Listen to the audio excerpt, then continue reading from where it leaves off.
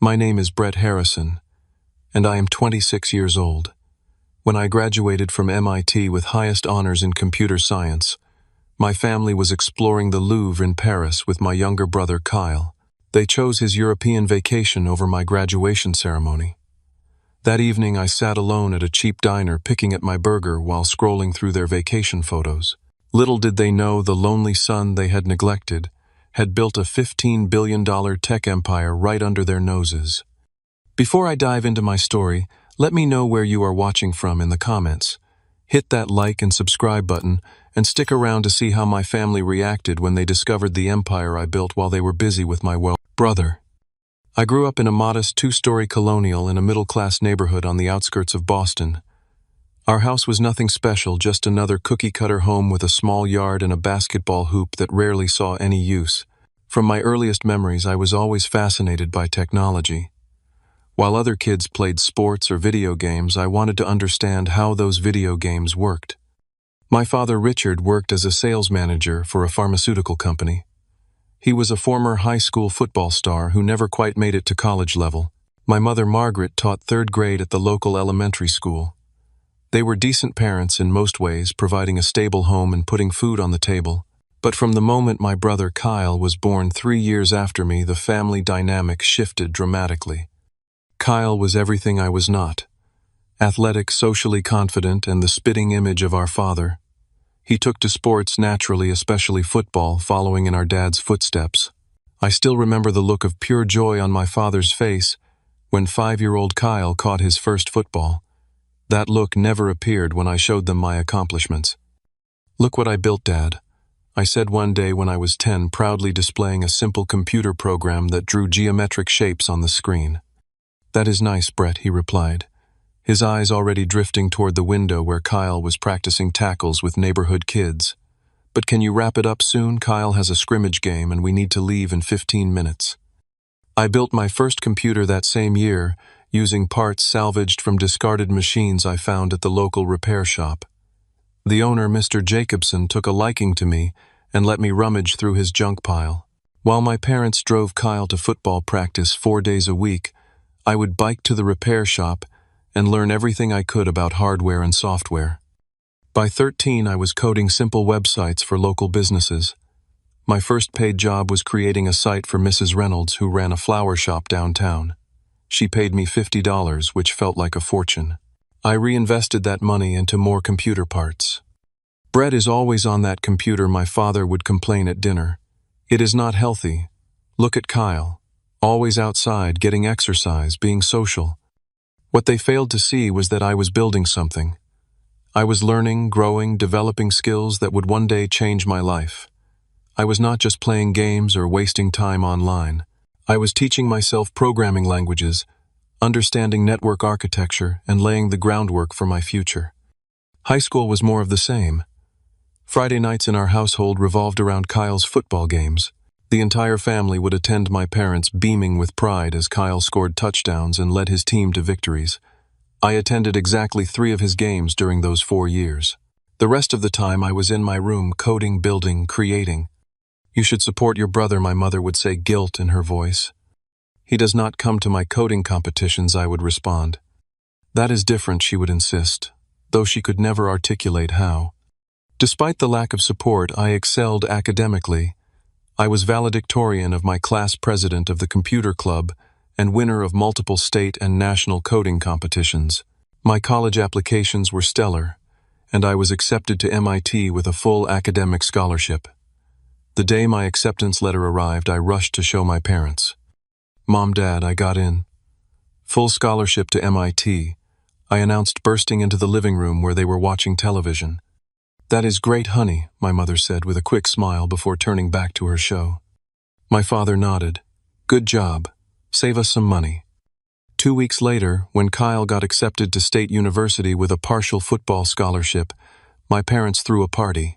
They invited family, friends, neighbors. There was a cake with "Congratulations, Kyle" written in his school colors. No one mentioned my MIT scholarship. That night I made a promise to myself. I would succeed beyond their wildest imaginations. I would build something so impressive, so undeniable, that they would have to acknowledge my worth. Not that I needed their validation anymore, but there was still that wounded little boy inside me who wanted his parents to see him, truly see him. As high school graduation approached, my parents were preoccupied with Kyle's football training camp that summer. They barely noticed when I packed up my belongings to head to MIT early for a summer research position. My father helped me load my few boxes into my used Honda Civic, patted me awkwardly on the shoulder and said, "Good luck at college, son." I drove away from that house with mixed emotions. Relief to be leaving the constant comparison behind, excitement for the future that awaited me, and a lingering sadness that my own family could not see the potential within me. But that sadness was slowly transforming into determination. I would show them and the world exactly what Brett Harrison was capable of. I arrived at MIT on a sweltering August day, my beat-up Honda Civic packed with everything I owned, which honestly was not much. The campus sprawled before me, intimidating and exhilarating all at once. As I lugged my boxes up to my assigned dorm room, I felt a strange mix of loneliness and hope. This was my fresh start away from the shadow of my football star brother. "Need some help with that?" a voice called out as I struggled with a particularly heavy box of computer equipment. That was how I met Ethan Rodriguez, my assigned roommate, and the person who would become my best friend and business partner. Ethan was a scholarship kid from Chicago with an incredible mind for systems architecture.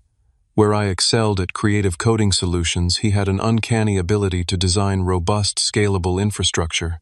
We clicked immediately, staying up until 4 in the morning that first night discussing our ideas for the future of cloud computing. "Most people are thinking too small," I told him, sketching out my vision on a whiteboard we had mounted that very evening. "The real opportunity is in decentralized data storage with intelligent retrieval algorithms." Ethan nodded enthusiastically. "And what if we built an adaptive layer that optimizes based on usage patterns? No one is doing that effectively yet." By the end of our first semester, we had created a prototype of what would eventually become CloudCore, the backbone of my tech empire.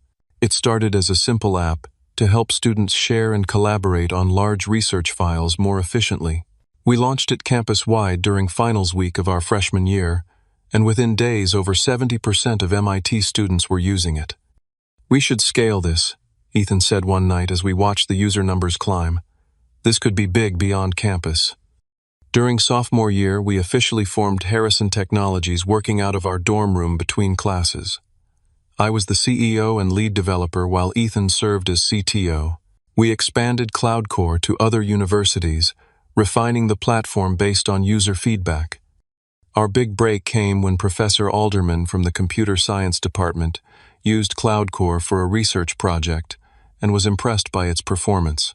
He introduced us to a venture capitalist friend who saw the potential immediately. "Your architecture is years ahead of current solutions," the investor said after a detailed review of our code. "How much seed funding are you looking for?" We secured $1 million in initial funding, but I made a strategic decision that would prove crucial to our future success. I insisted on remaining anonymous as the company founder. Official documentation listed a holding company as the majority owner with my identity protected through complex legal structures. "Why all the secrecy?" Ethan asked as we signed the paperwork. "I want our technology to speak for itself," I explained. But the truth was more personal. I wanted to succeed completely on my own before my family found out. I wanted the reveal to be on my terms when the success was so massive it could not be diminished or overlooked. Throughout junior year, CloudCore expanded exponentially. We moved our operation to a small office near campus, hired 5 employees, and secured major contracts with research institutions across the country. By the end of that year, our company valuation hit $100 million. Through it all, I lived frugally. I stayed in the same dormitory, wore the same clothes, and drove the same old Honda. Every dollar of my share went back into the company or into savings. My parents remained oblivious to my success, still focused on Kyle's football career at State University, where he was gaining recognition as a promising tight end. Our occasional phone calls followed a predictable pattern. "How are your classes, Brett?" my mother would ask. "Fine, Mom. I am maintaining a 4.0 GPA," I would respond. "That is nice, dear. Did you hear Kyle scored 2 touchdowns last weekend?" During senior year, everything accelerated. Cloud Core evolved into a comprehensive enterprise solution that major tech companies could not ignore. Google offered to buy us out for $2 billion. We declined. Microsoft came in at $3 billion. We declined again. We knew what we had built was worth more, much more. By March of my senior year, Harrison Technologies had expanded to 3 international offices with over 200 employees. Our valuation hit $15 billion after a series of major government and Fortune 500 contracts. Yet I remained in the shadows, known within the industry only as the architect. The Forbes profile of our company listed me simply as a young MIT graduate whose identity was kept private. As graduation approached, I allowed myself to hope that my family might finally see me clearly. I had achieved extraordinary success by any measure.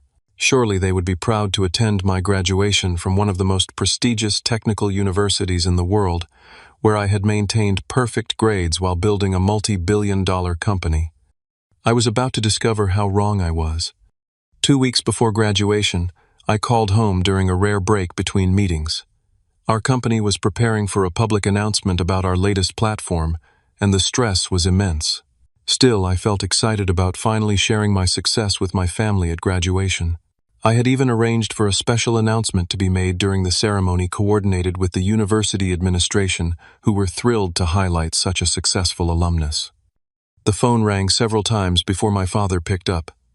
"Hello," he answered, the sound of a basketball game playing loudly in the background. "Hi, Dad, it is Brett." "Oh, Brett. Hold on, Kyle just made an amazing play in this game. Let me watch the replay." I waited patiently, listening to my father cheer for my brother through the television. After nearly a minute, he returned to the phone. "Sorry about that. What is up, son?" "I was just calling to confirm you guys are coming to my graduation in 2 weeks, May 15th at 10 a.m. Remember, I can book your hotel if you have not done that yet." There was a pause, and I could hear my father clearing his throat. "About that, Brett. Something has come up." My stomach dropped instantly. I knew that tone. "What do you mean something came up?" "Well, Kyle has been invited to participate in this elite football training camp in Switzerland. It is a huge opportunity for him, could lead to NFL scouting attention. The dates overlap with your graduation, and we decided to make a family vacation out of it. We are taking your brother to Europe." I gripped my phone tighter, trying to keep my voice steady. "So you are not coming to my MIT graduation at all?" "You are smart, Brett. You have always been independent. Celebrate on your own, and we will have dinner when we get back," or something my father said dismissively. This is a once-in-a-lifetime opportunity for Kyle. In the background, I could hear my mother. "Is that Brett? Tell him we are sorry about missing graduation, but this is really important for Kyle's future." Then I heard my brother's voice, smug as ever. "Tell the computer nerd I will bring him a souvenir. We will be thinking of you on your big day." My father continued, completely oblivious to how devastating this news was. "You understand, right? Family has to stick together, and Kyle needs our support right now." The irony of his words was not lost on me. Family sticking together, except when it came to me. "Right," I managed to say, my voice hollow. "Family first. That is my boy. Listen, I need to go. Kyle wants to discuss which cities we should visit while we are in Europe. I am thinking Paris, Rome, maybe Barcelona. Talk soon." "Okay." After he hung up, I sat in my office, staring at the wall, my carefully constructed emotional walls crumbling around me. For years I had told myself that their opinion did not matter, that I had moved beyond needing their approval. Yet their casual dismissal of one of the most important days of my life cut deeper than I wanted to admit. Ethan found me like that an hour later, still sitting motionless at my desk. "Board meeting in 10 minutes, he reminded me, then paused when he saw my face. "What happened?" I told him about the conversation, my voice flat and emotionless. "Your family is unbelievable," Ethan said, shaking his head in disbelief. "After everything you have accomplished, they still cannot see your worth." "They do not even know what I have accomplished," I reminded him. That was going to be the surprise at graduation. Ethan leaned against my desk. "So what are you going to do?" I straightened up, a new resolve hardening within me. "Move up the timeline." The company was planning to go public next month anyway. Let us coordinate with the university to make the announcement at graduation instead." "Are you sure? That is a lot of attention all at once." "I am sure," I said firmly. "If my family cannot bother to attend my graduation, they can read about it in the Wall Street Journal while they are sightseeing in Europe." The next 2 weeks were a blur of preparations. Our legal team worked overtime to coordinate with the Securities and Exchange Commission for our initial public offering announcement. The university was thrilled to incorporate such a momentous revelation into the graduation ceremony. The dean himself would make the announcement before the diplomas were handed out. All the while, my parents continued their excited preparations for their European vacation. My mother called once, leaving a voicemail that sounded more obligatory than sincere. "Brett, honey, we are so proud of you graduating. Take lots of pictures for us, okay? Oh, and if you want to send your diploma home, I can get it framed for you. Love you." No mention of their absence or apology for missing this milestone. Just a request for pictures, as if I were attending a casual social event, rather than completing a chapter of my life that had seen me build a $15 billion company while maintaining perfect grades at one of the most challenging universities in the world. The night before graduation, I sat alone in my apartment looking through old family photos on my laptop. Pictures of Kyle's football games dominated the family albums my mother had digitized and shared. There I was in the background of so many shots, always with a book or laptop, always separate from the family celebration centered around my brother. I closed the laptop and looked out at the Boston skyline. Tomorrow everything would change. Tomorrow the world would know who I was and what I had built. Tomorrow my family would finally be forced to see me. The thought brought less satisfaction than I had imagined. I woke up at 5:30 a.m. on graduation day, too anxious to sleep any longer. Sunlight was just beginning to peek through my apartment windows as I made coffee and laid out my graduation attire. Under my bed was the sleek black gown and the distinctive MIT hood lined with cardinal red and silver gray. I ran my fingers over the material, thinking about the journey that had led to this moment. My phone buzzed with a notification. My mother had posted on social media. "First day in Paris, Kyle loving the European training experience." Attached was a photo of my family at the Eiffel Tower, all smiles, not a thought about what day it was for me. I got dressed, methodically adjusting my tie in the mirror. At 26, I was older than most of my graduating class, having taken 2 gap years to focus on building the company while still completing my degree. My reflection showed a man who looked confident and successful, though only a handful of people knew just how successful. The graduation ceremony was scheduled for 10 a.m. at Killian Court, the grand open space framed by MIT's majestic dome. I arrived early, walking through campus, one last time, memories flooding back with each familiar building and pathway. "There he is," Ethan called out, jogging to catch up with me. He was dressed in an expensive suit rather than graduation regalia. Having completed his degree the previous semester, he was attending as my guest, ready for the big reveal. "As ready as I will ever be," I replied, glancing at the rows of empty chairs where soon my fellow graduates and their families would sit. 4 of those chairs should have held my family. "Your parents have no idea what is about to hit them," Ethan said, adjusting his tie. "The tech blogs are already buzzing about a major announcement from Harrison Technologies today. Speculation is running wild." As graduates and families began to arrive, the empty chairs around my assigned seat became increasingly conspicuous. Other students greeted their proud parents, took photos, shared embraces. I stood alone, shaking hands with professors who stopped by to congratulate me. "Mr. Harrison, congratulations on your remarkable achievements," said Professor Michaels, my advanced algorithms instructor, both academic and otherwise. He gave me a knowing wink. As department chair, he was one of the few faculty members aware of my connection to Harrison Technologies. At precisely 10 a.m., the ceremony began. The procession of faculty in their colorful academic regalia, the traditional speeches from university officials, the distinguished alumni address, all washed over me in a blur. I was acutely aware of the empty seats in the section reserved for my family. Finally, the dean approached the podium, adjusting his glasses as he prepared to speak. This was the moment we had carefully orchestrated. Before we begin presenting degrees to our graduates, the dean announced, his voice echoing across Killian Court. We have a special announcement that exemplifies the innovative spirit of MIT. The crowd quieted, curious about this departure from the traditional ceremony. Today, Harrison Technologies, one of the fastest-growing tech companies in the world valued at $15 billion, is announcing its initial public offering. Murmurs spread through the audience. The company was well known in tech circles for its groundbreaking cloud architecture. What may come as a surprise to many, the dean continued, is that Harrison Technologies was founded and built by one of today's graduates while he was a student here at MIT. The murmurs grew louder.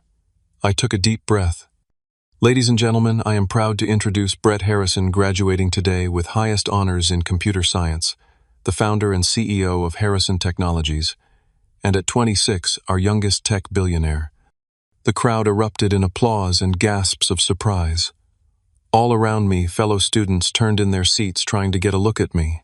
Flashbulbs popped as photographers who had been briefed in advance captured the moment.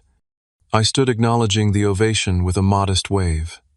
The applause continued building into a standing ovation from students and faculty alike.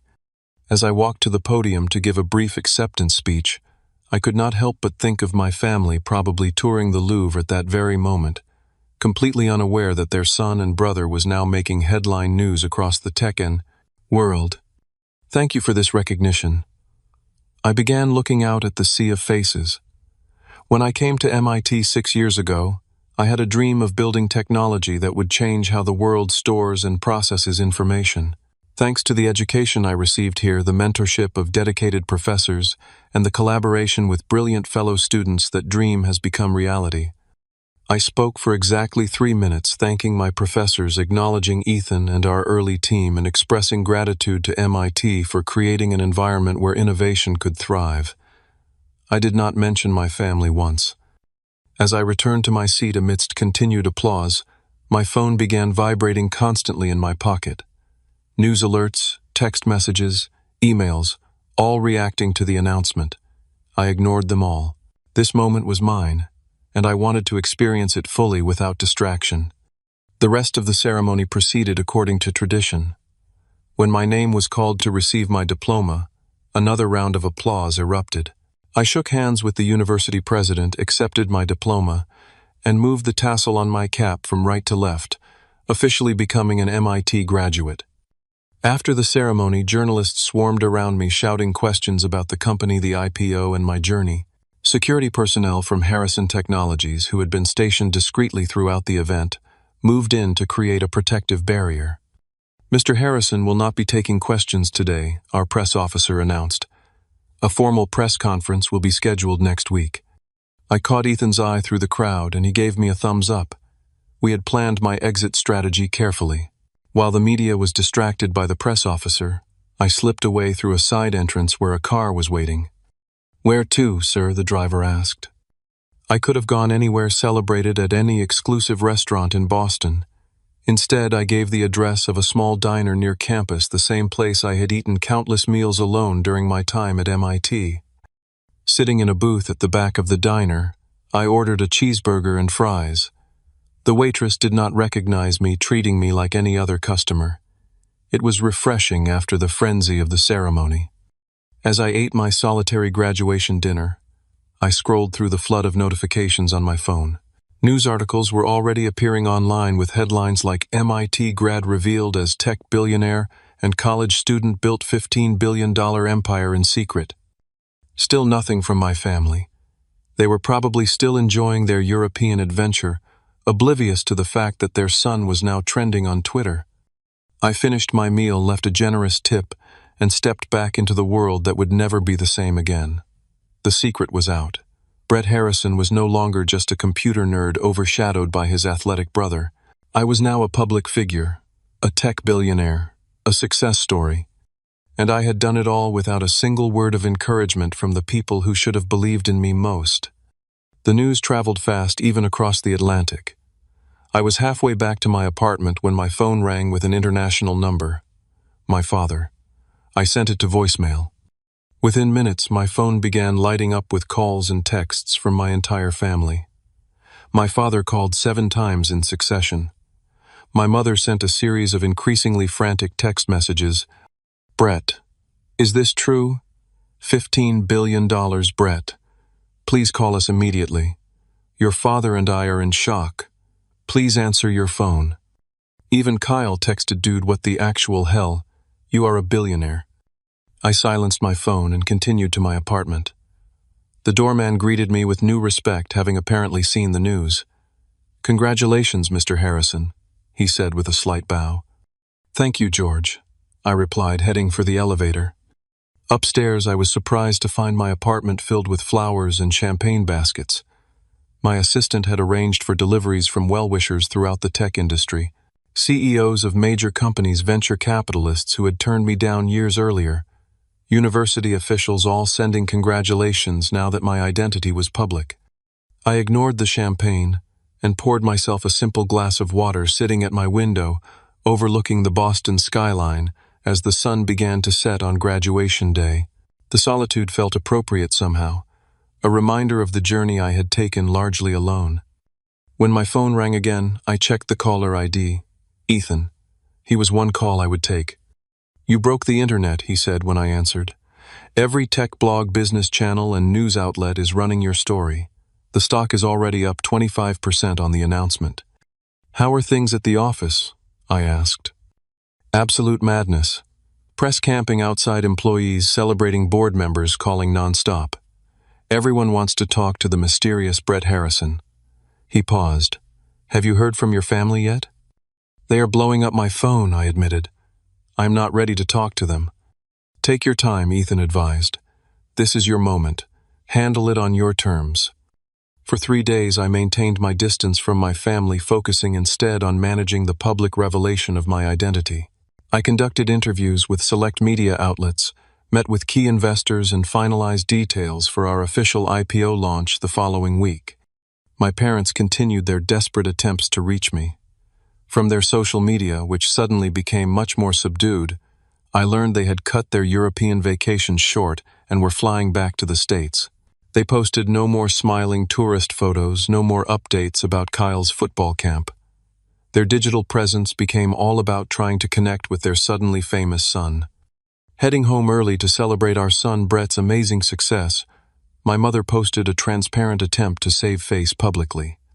I moved out of my apartment into a new penthouse that I had purchased months earlier but had not yet occupied.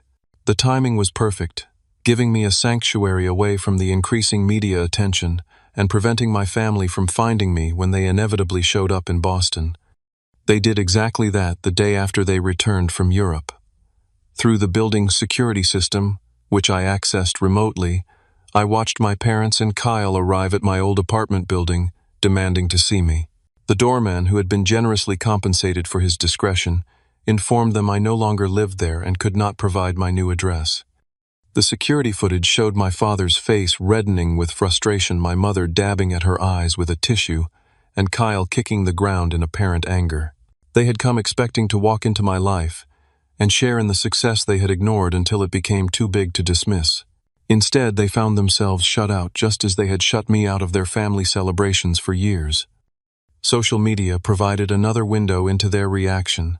My father, normally inactive online, suddenly began sharing articles about me and my company, adding comments like, "So proud of my brilliant son, and always knew he would change the world."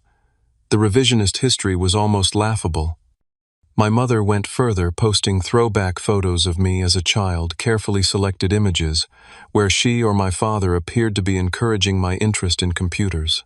Always supporting our tech genius, she captioned one particularly misleading photo where she was actually telling me to put away my laptop and come watch Kyle's football game. Kyle's reaction was more complicated. His social media oscillated between attempting to associate himself with my success, my brother the billionaire genius, and posting moody selfies, captioned with vague inspirational quotes about finding your own path. Meanwhile, Harrison Technologies stock continued to soar. The IPO was an unprecedented success, with share prices climbing 80% in the first week of trading. My personal net worth, already substantial, nearly doubled. Business magazines clamored for interviews, tech conferences, offered speaking slots. Universities, including my parents' beloved State University that had rejected my application years ago, suddenly wanted to give me honorary degrees. Through it all, I maintained my focus on the company, working closely with Ethan and our executive team to ensure the transition to a public company went smoothly.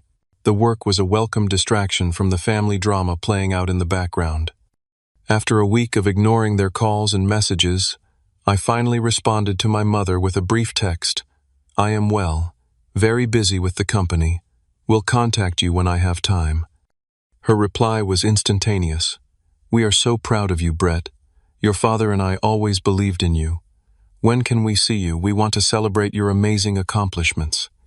The selective memory and transparent attempt to rewrite our family history only strengthened my resolve to maintain boundaries. These were the same people who had chosen a European vacation over attending my graduation. No amount of sudden interest could erase that betrayal. Yet, despite my determination to keep them at a distance, I knew a confrontation was inevitable. After years of living in the shadow of my brother, of having my achievements dismissed and my passion ridiculed, I had finally done something they could not ignore. The conversation that would follow would either begin a new chapter in our relationship or close the book entirely. I decided it would happen on my terms in a setting of my choosing. After 10 days of their persistent messages, I texted my father I can meet for dinner this Friday, 7 p.m., Bertoli's on Newbury Street. Just the four of us. My father's reply revealed his desperation to reconnect. "We will be there. Cannot wait to see you, son. So much to talk about." Indeed, there was.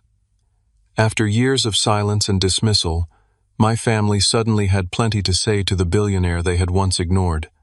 Friday evening arrived, and I deliberately showed up 15 minutes late to Bertoli's, one of Boston's most exclusive restaurants. I had chosen it carefully, a place where reservations were nearly impossible to get unless you were someone of significance. My family would have been waiting, perhaps worried I would not show up at all. I drove there in my new Ferrari, one of the few indulgences I had allowed myself since my wealth became public. The valet's eyes widened as I handed him the keys, another reminder of how drastically my public persona had changed in just a few weeks. Through the restaurant's front window, I could see my family already seated at a prime table. My father was checking his watch nervously. My mother was reapplying her lipstick, something she did when anxious. Kyle was slouched in his chair, scrolling through his phone. Taking a deep breath, I entered the restaurant. The maitre d' recognized me immediately. "Mr. Harrison, welcome back," he said, with a deferential nod. "Your family has arrived. Shall I show you to your table?" Heads turned as I walked through the dining room. The secret of my identity was fully out now, my face having appeared in business magazines and news programs across the country. Whispers followed me as the maitre d' led me to the table. My mother spotted me first, her eyes widening. She stood up so quickly she nearly knocked over her water glass. "Brett," she exclaimed, arms outstretched for a hug. I gave her a brief, formal embrace, then shook hands with my father and Kyle. No warm hugs, no emotional reunion. I took my seat and thanked the maitre d' as he handed me the wine list.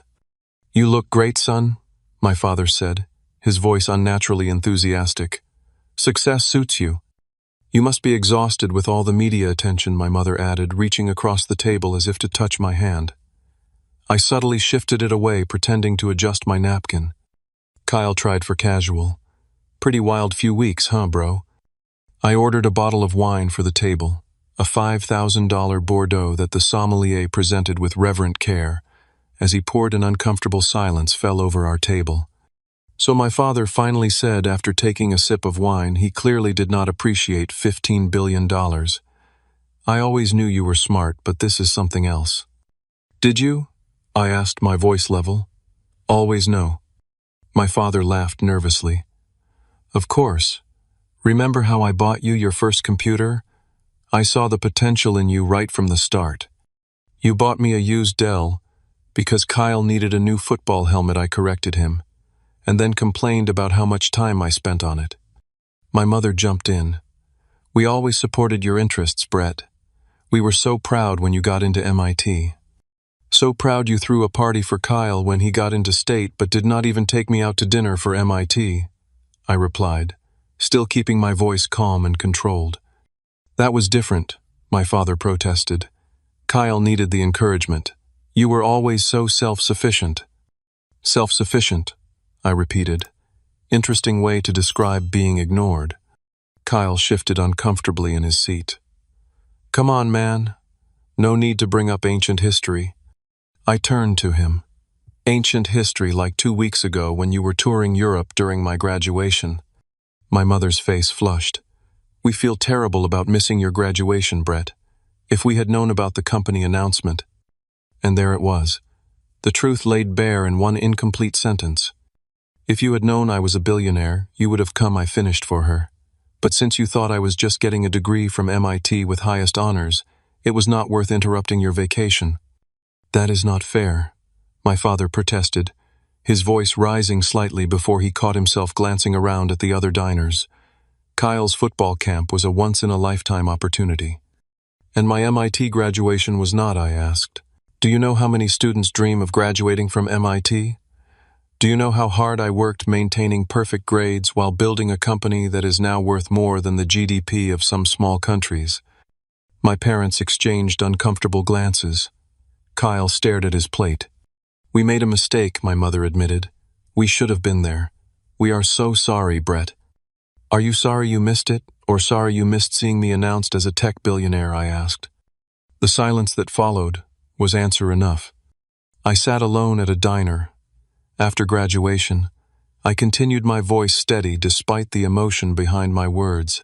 I scrolled through your vacation photos while eating a burger by myself on what should have been one of the proudest days of my life. Do you have any idea how that felt? My father attempted to recover. Son, we have always been proud of you. And now with this incredible company you have built, we could not be prouder. In fact, I have been thinking I might be able to help you with some aspects of the business. My sales experience could be valuable to your team. I could not help but laugh. My company employs former executives from Google, Amazon, and Microsoft. What exactly do you think you could contribute, Dad? His face reddened. I have 30 years of sales experience, and I am your father. Being my father did not seem to matter much when I was growing up, I replied. Why should it matter to my business now? My mother tried a different approach. Brett, honey, we would love for you to come stay with us for a while. Get away from all this pressure. I could make your favorite meals just like when you were little. Mom, when was the last time you made my favorite meal? Do you even know what my favorite meal is? She hesitated, then guessed. Spaghetti and meatballs. That is Kyle's favorite. Mine is grilled salmon with roasted vegetables. Kyle, who had been quiet, suddenly spoke up. This is bullshit. You hit the jackpot and now you are punishing us for not treating you like some kind of golden child growing up. Some of us had to work for attention, you know. Not all of us could be super geniuses. I turned to him. Work for attention. Every conversation in our house revolved around you and football. Every family event was scheduled around your games. Every vacation was planned around your tournaments. What exactly did you have to work for? Kyle's facade cracked. Do you know what it is like now? All anyone asks about is my billionaire brother. Tell us about Brett. Was he always so smart? Did you know he was building an empire? It is like I do not even exist anymore. There was a painful irony in his words that he clearly did not recognize. Welcome to my entire childhood, I said quietly. My father, desperate to salvage the situation, tried again. Son, we made mistakes. All parents do. But we are family. This success of yours, it should bring us closer, not drive us apart. Let us be part of your life again. I looked at each of them in turn, these people who shared my DNA, but had rarely shared my dreams or interests. My father now eager to claim connection to my success after years of dismissing my passion. My mother trying to rewrite history to cast herself as supportive. My brother resentful that the spotlight had finally shifted away from him. I need to be very clear about something, I said, leaning forward slightly. I did not build Harrison Technologies to impress you or to win your approval. I built it because I believed in the technology and my ability to create something meaningful. For years, I told myself I did not need your validation or support. Recent events have proven that to be true.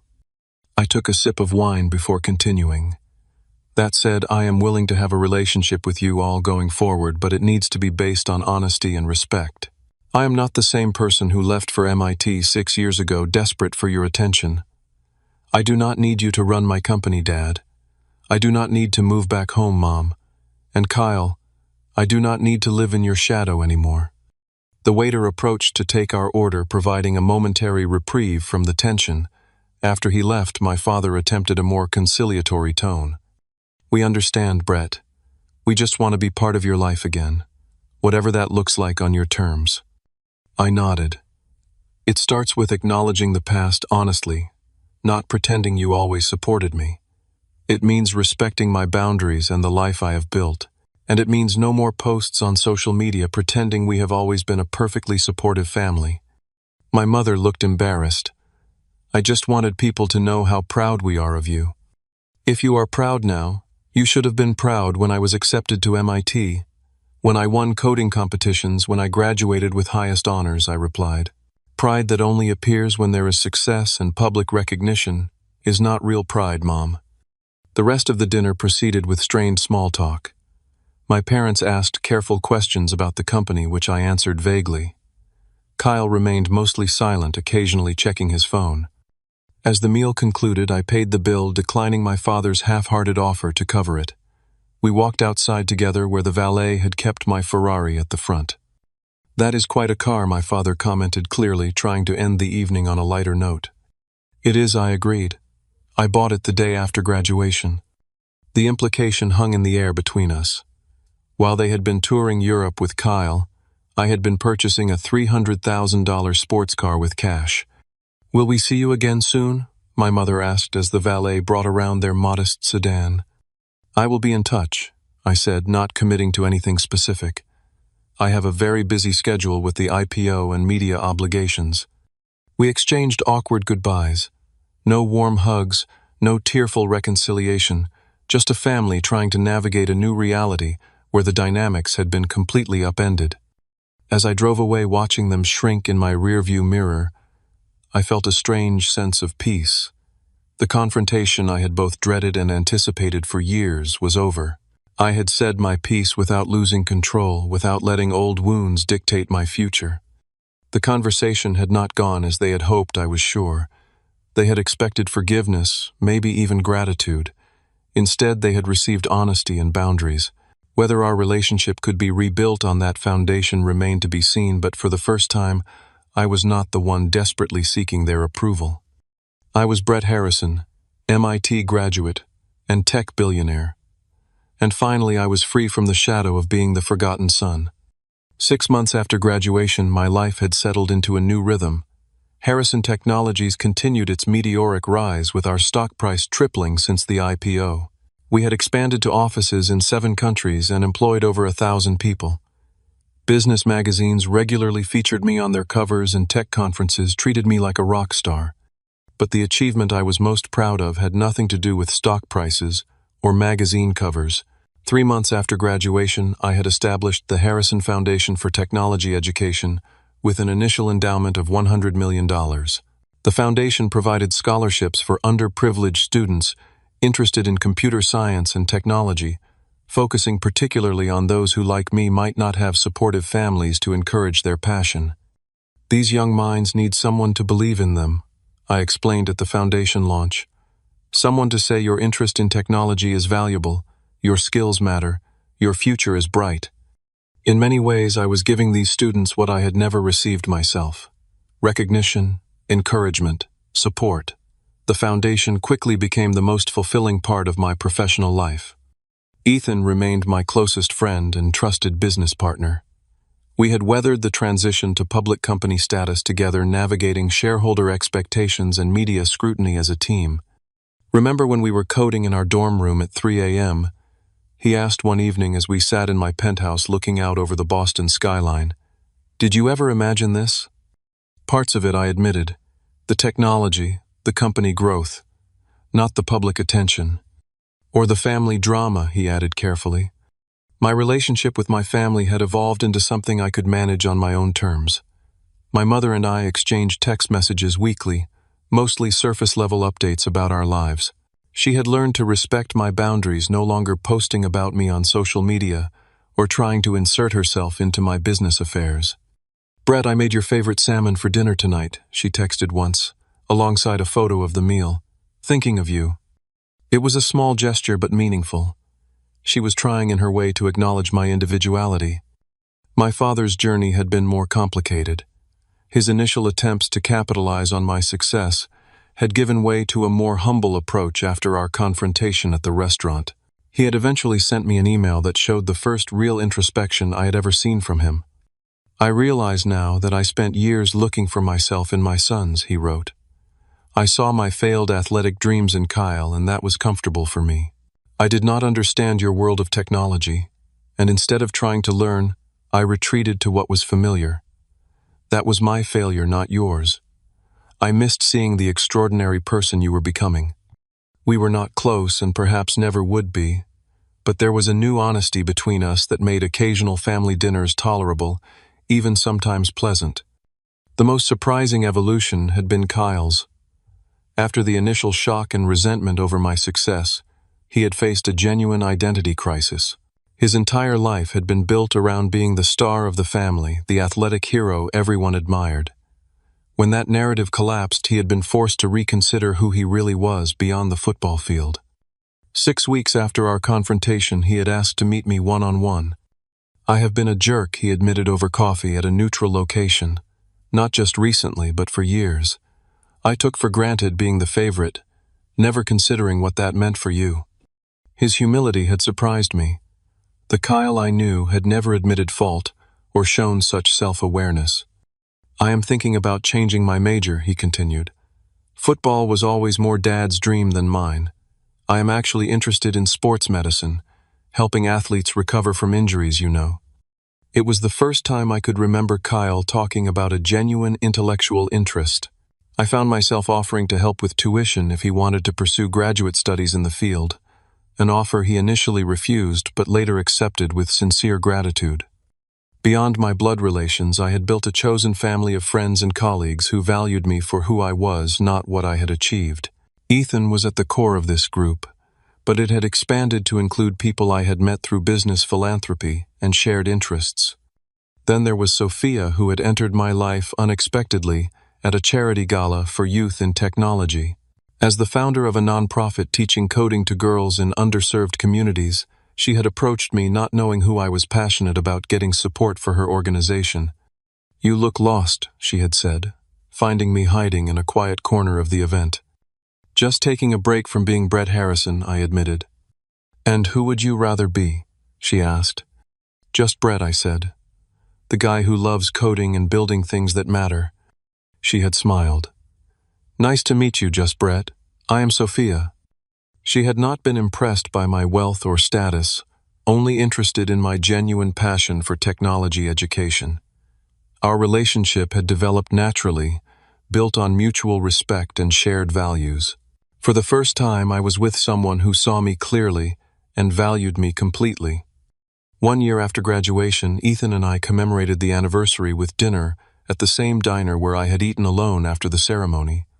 "Full circle," Ethan commented, as we slid into a booth. "From solitary burger to billionaire remembrance tour."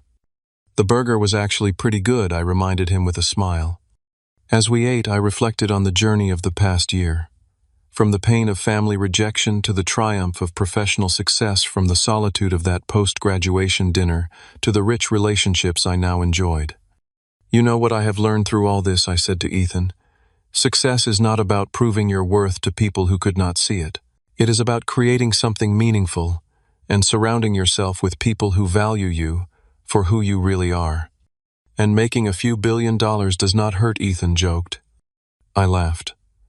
"The money is nice, but it is not what makes me feel successful. Building technology that matters, helping students through the foundation, having authentic relationships, those are the real measures of success." The journey had been painful at times, but necessary. I had moved from seeking external validation to finding internal worth. From hoping my family would see me to knowing that my value existed whether they recognized it or not. From eating alone after graduation to building a life filled with purpose and genuine connection. the wounded little boy who had desperately wanted his parents' attention, had grown into a man who understood that the most important approval was his own, and that was perhaps the most valuable lesson of all, worth more than any company valuation or headline announcement. What about you? Have you ever felt overlooked by the people who should have valued you most? How did you find your own worth beyond their recognition? Leave a comment below sharing your story. Sometimes the people who fail to see your potential are the very ones who push you to prove it to yourself. If this story resonated with you, please like, subscribe, and share with someone who might need to hear that their value exists regardless of who recognizes it. Thank you for listening to my journey. And remember, true success is not measured by others' approval, but by the life you build that brings you fulfillment and allows you to make a difference.